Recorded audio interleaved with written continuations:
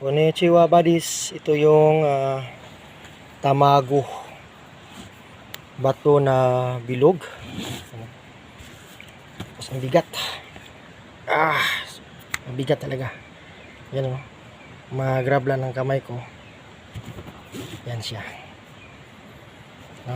So pag mga ganito na,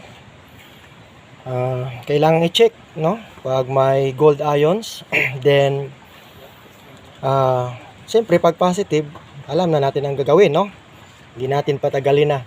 So ito pinapakita ko lang para alam nyo, lalo na sa mga katiits natin, mga katropa natin, na pag ganitong makita sa ilalim, this is something unusual. Kasi ang iba nito ay marker pang sintering, pero ang iba naman ay item holder. So this is it. So thank you and God bless us all.